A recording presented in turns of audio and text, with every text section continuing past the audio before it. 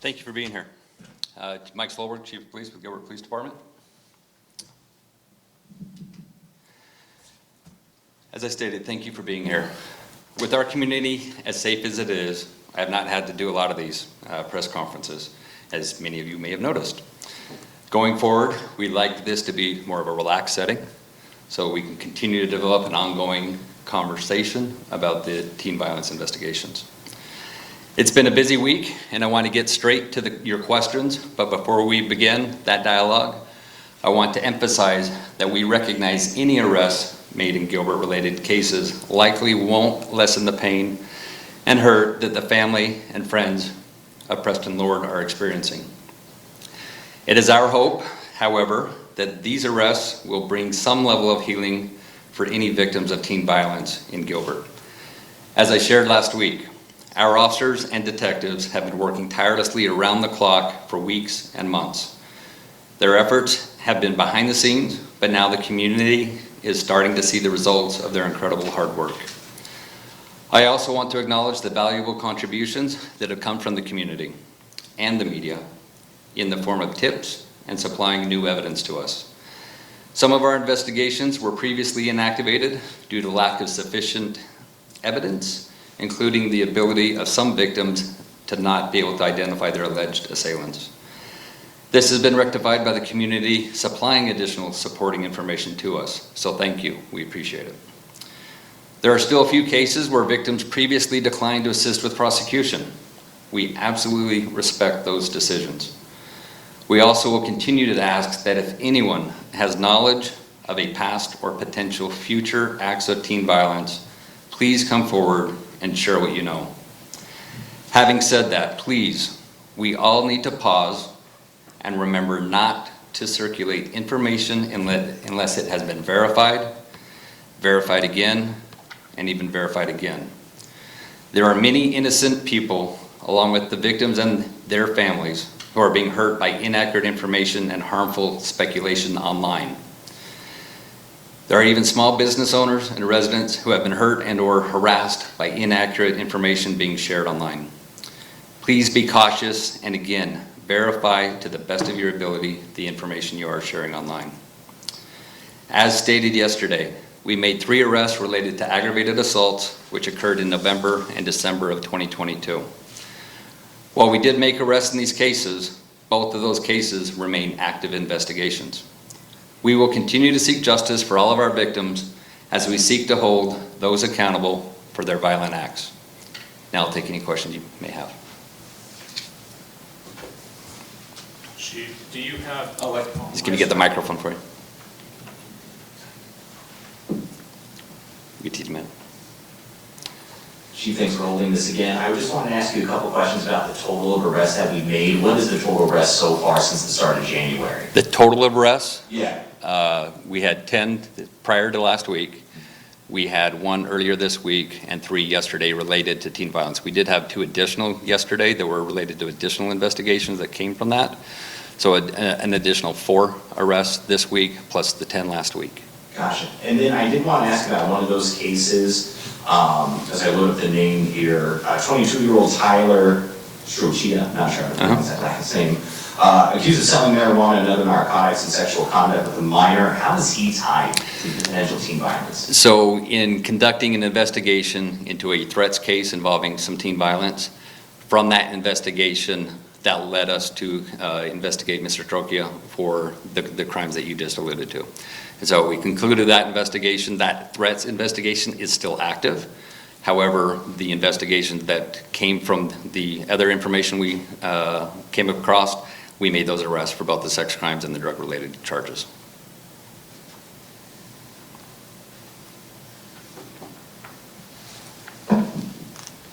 Hi, Chief. Alexis with Arizona Family again. Hi. Are any of the people that you've arrested in these Gilbert investigations at all being investigated for other crimes in Queen Creek? So I can't comment on Queen Creek's investigations, whether it's the Preston Lord or any other investigations that they may have. I can talk to you about our cases and the cases that we've involved in. In the individuals that, in the arrests we made in all of our teen investigations, we're looking to see if they're connected in any way to any of the other investigations. We will continue to do so. We will provide that information to you as we make those connections. As far as that bigger picture that we've talked about in the past of what's that overall connection between any of our cases regarding the Gilbert Goons, that investigation is still ongoing, and that information will come out of any connections that we may or may not be able to correlate to these acts of violence to that group or any other individuals or groups. Kind of a follow-up question. Whoever's got the mic. Can you kind of share how many active cases related to teen violence is Gilbert Police investigating? And then I know that you guys also have a website where you guys have dedicated all the information. The number of active investigations was also taken down, so just wondering why. So the active investigations, we talked last week, 5 reopened investigations, 5 new investigations. That's not all inclusive of all of our investigations. Obviously, there's more crime, there's more investigations going on besides just these teen violence. But the numbers that I just talked about, the 5 and the 5 reopened and active, new cases, those all stem from allegations of group teen violence, not just a one-on-one individual. So there may be other active cases where it's just 2 people involved. Those numbers that I provided to you before and again today are based on group teen violence that we've seen in Gilbert.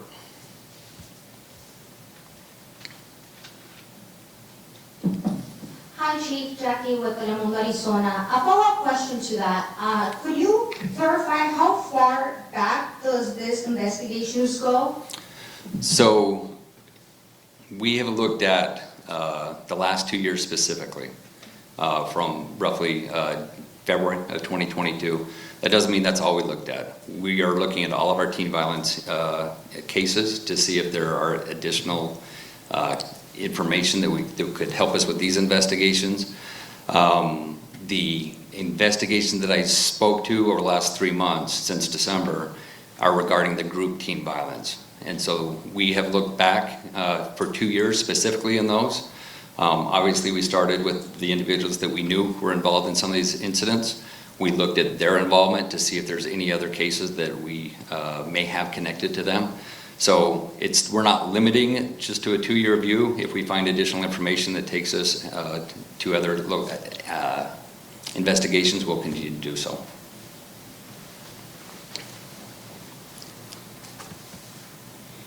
Chief, can you confirm at this point whether or not the Gilbert Goons are considered a gang?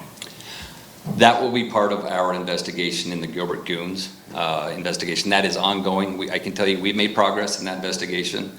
And just to remind everybody, that investigation not only involves Gilbert PD, but this state DPS, the Get 'em Task Force, Queen Creek Police Department, Mesa Police Department, Chandler Police Department, Pinal County Sheriff's Office. Their focus is identifying whether we can or cannot identify any of these individuals as a gang, regardless of what that gang name is. In addition to establishing that connection, are there any connections? While they may not be part of a gang, how are they connected? Are they affiliates? Are they just know each other?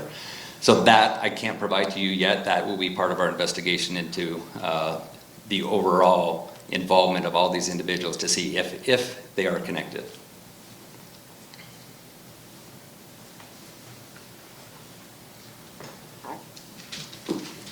Chief, these are kind of a series of questions that are all related.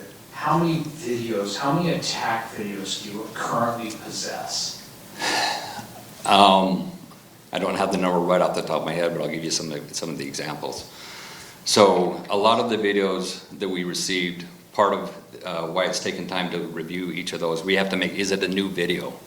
Is it from a same incident, just a different camera? Some of them are obviously the exact same ones we had previously received.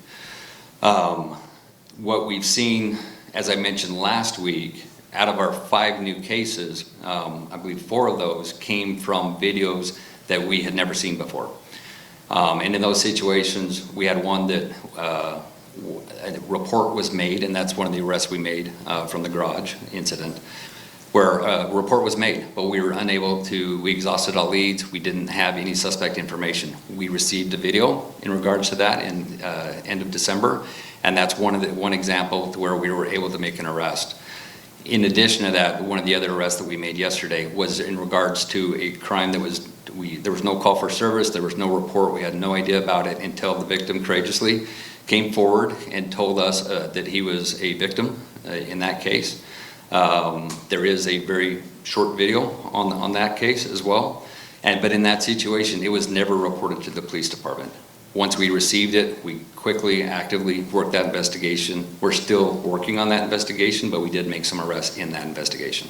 So do you have an idea? I'm kind of curious, the world of the attack videos, how many separate videos you think is it a dozen? Is it 20 at this point? I mean, I know how many I've looked at. Yeah, obviously, you've seen a lot, but also we have to come back to what our Gilbert investigation, because some of the videos that we've seen, some that have been shared with us, I think I mentioned this last week, where both us and Mesa PD received a video. And initially, we both thought it was ours, and we were both working, and that's where we've got to communicate with our other agencies to make sure we're checking with each other. Is this ours? Is it yours? Do you have any leads? Do we have any leads? And making sure we're sharing that information. As you alluded to, a lot of videos came out after Preston was killed. Unfortunately, it was after Preston. And so in those situations, we have looked at all those videos, connected them to our cases that we've been able to connect to. We have not shared all the videos that we have received because in some of those situations, we've identified the parties involved, so we haven't needed to go to the public to ask for assistance in some of those. But in those situations, as you saw in December and January, that we have shared those videos where we need your assistance. And if we have more, we'll come back to you with additional.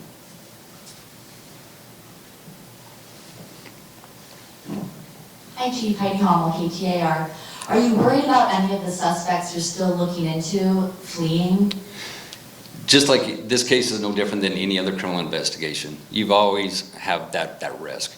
The information we have does not cause me concern, because even if somebody fled, we can still file the charges. It's just a matter of how do we get them back here and hold them accountable. So we are actively working our investigations. When we make an arrest, if you guys have all seen the Form 4s, the arrest records, we document any concerns we have that someone may flee or not, or any other situations or statements they had indicated where they might flee.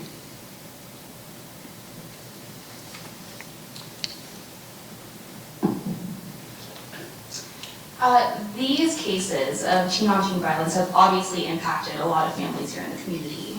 The mayor here in Gilbert says that she will not be running for re-election because she's choosing to focus on her family.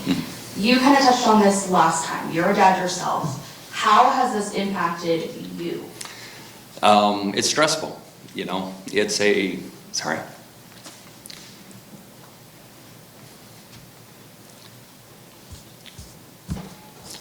Obviously, I live here. I've lived here for 29 years. It's my home. While I'm the chief, you know, I am part of the community. I want to make sure my kids are safe. I want to make sure everyone's kids are safe. And that's why we have continued to actively work all of these cases to exhaust leads. There may be situations where we can't make an arrest for one reason or the other, but we will do everything we can to make sure our community continues to be safe, not only for my kids, but yours and our visitors. That's what Gilbert's been known for, is being a safe community. That's why our economy and our entire community has been kind of on that shining hill of being an excellent community. We still are an excellent, safe community. Unfortunately, we've had these acts of violence. We are doing everything we can to put an end to it. Part of what we need to do as well, as we've talked about our community involvement, I mentioned it last week, and you saw the town hall and our subcommittee from the council have been meeting. We're looking for solutions, but it's not just a police department solution. It's a community solution to how can we resolve some of these incidents.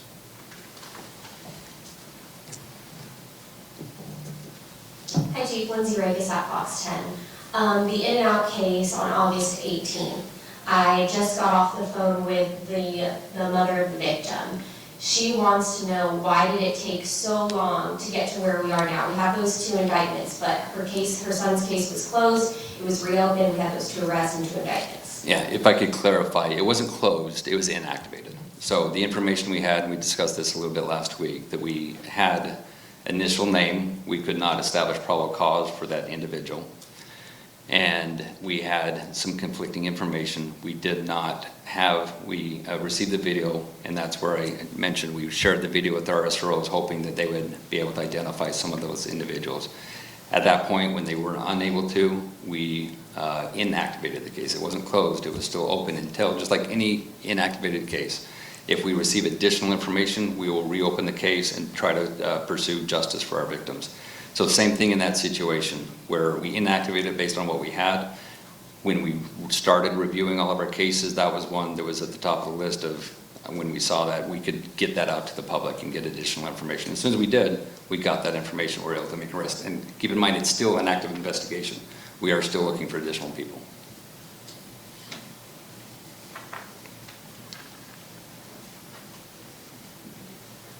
I wanted to ask you, in the court statement, you went to juvenile court regarding that 17-year-old that was arrested. The courts were telling us they're going to charge that juvenile as an adult. Your reaction to that? So that's out of my purview to make those decisions. We often see that with the courts will look at the severity of the arrest or the incident, how close are they to being 18, and that's for the courts to decide. If the individual is still a juvenile, we have to treat them as a juvenile, and not only the information we provide to you, but in our process, until the courts adjudicate him as an adult, we treat them as a juvenile. It's not our decision to make them an adult or not. That is up to the courts.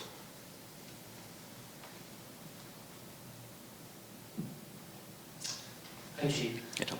When you mentioned in your statement that some businesses and residents had been hurt by some of the inaccurate information online, can you elaborate on that, what that ended up looking like? And Yeah. how this affected us? And let me clarify, hurt business-wise is financially hurt. We haven't had any reports of assaults regarding this, but what we have had a report of is based on that misinformation. And in one case,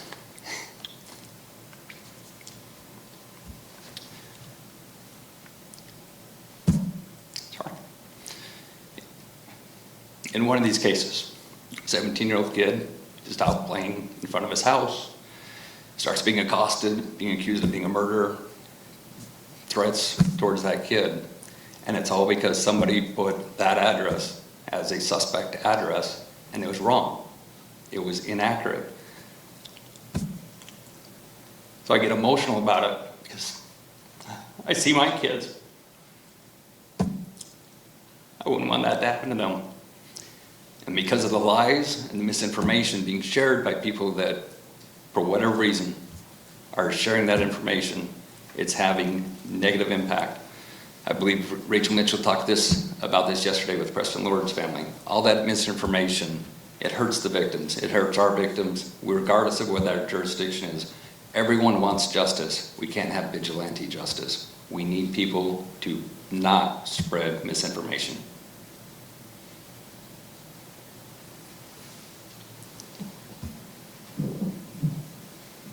You just gave us a total of how many arrests have been made. However, based on the evidence, have your detectives identified about how many other suspects might be out there? So each case is unique. We have had a few cases where it's the same suspect, but oftentimes those same suspects are with different individuals when they've committed additional crimes. But I don't have a number to give you on the total, because even as I mentioned, we're focusing on the group teen violence. We're also looking at all of our cases, and specifically teen violence and young adult cases.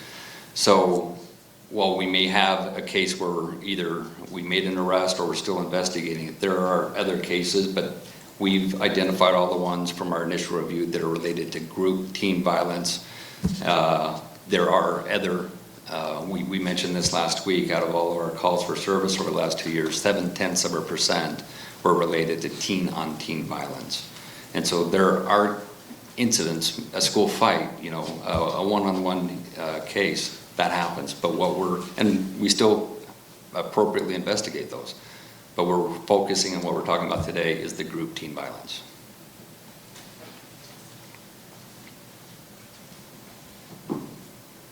Chief, in the assault in the parking garage that your department just made an arrest on, that parking garage literally has a bunch of security cameras. It's hard to understand how these assaults can happen in a place like a garage that's city-owned, that has a bunch of security cameras, and you say, oh, we don't know who did it, we have no leads, we had no video.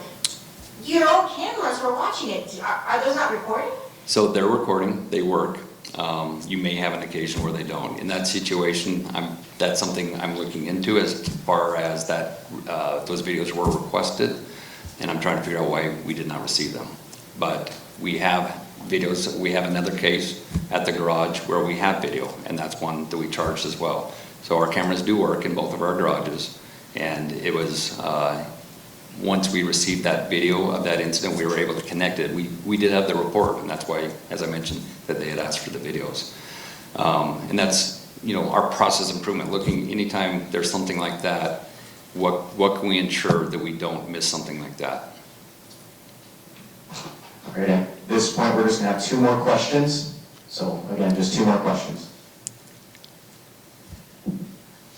The parking garage video, I'll concentrate on that, try and keep this quick. I'm Yeah. also interested in how the number of individuals I asked you about the world of video, how many individuals through those videos, can you give us an idea of that? But in regard to the parking garage itself, you've arrested 2 from that parking garage video? I'm trying to remember if it's 2 or 3. Oh, 3? Anyway. Yes, 3. In that video, you see more than that hitting, and I'm interested in, because in many of the videos, and even in the other arrests you made, there are multiple kids who throw punches and attack. So I'm interested in how you're handling that, if you're going to go back and continue adding charges to individual videos. So as I mentioned with that and the other arrests we made yesterday and others that we are still investigating, even though we have made an arrest, we are still actively pursuing the others that are involved. And keep in mind, when you have a video like that, like a lot of these videos, there's a lot of kids there. We have to not only be able to prove that they were involved, sometimes that comes from interviews, sometimes that comes from the video itself, but we have people in the crowd. That video specifically, in and out, there have been a lot more people in those. And so that's part of the challenge, is identifying each one of those to see, even if it's just a witness, to try to get to them and get information from them. So those cases, I won't go into further detail, but we are still, and that's why they're still active. Even though we made 3 arrests yesterday, it's still an active investigation because we are pursuing charges on additional people. I think there was one more. Let's go, last question. I wanted to talk about the Renners, Travis Renner, the father was arrested, unrelated in regards to drug possession. But one thing that we've heard, you mentioned a little bit today, we heard it from Queen Creek Police, is that some of the parents don't want their kids to be interviewed. The reason why I bring that up is, are you looking at Travis to possibly connect it to hiding the teen violence or anything in relation to that father not coming forward about what his child did, or preventing authorities from talking to his kids or anything like that? So regarding our investigations, anytime we have an active investigation like that, we will look for any contributing factors to where we could either not only try to identify how or why it happened, but also is there any criminal liability upon regardless of who it is. And so with each investigation, we will look for additional crimes, we'll look for additional issues that potentially need to be resolved. So without getting into the particulars of any of our investigations, that's something we always do, is looking not only at the crime itself, but is there any facilitation, is there any destruction of evidence, is there anything else that goes on in that case to where we can pursue additional charges. So it is possible he can be charged in the future? That's not what I said. I'm saying we are looking at our cases to try to identify, not only with that case, any other case, that are there additional suspects or additional information that we need to gather, either through interviews or through evidence collection, to be able to support probable cause against anyone else. Not specific to him, that's just a general statement to any investigation, we would do that. Where's Travis Runner now? I haven't seen his mugshot. So I'll take this last question. I don't know where he's at right now. We took him into custody. We then released him because we need to get some lab results before we can actually file those charges. So. Same thing with Kiara? Excuse me? Same thing with the 20-year-old female, Kiara? Yes. So Yeah, she was released as well after both were taken into custody and both were released. All right, thank you for being here. As I mentioned, we will continue to provide updates as we get additional, we won't wait to Thursday to give you updates, but as we get updates, we'll give you updates on any arrests that we made. We will continue to do that. We'll continue to update our teen violence webpage with additional information. Thank you for being here. We appreciate it.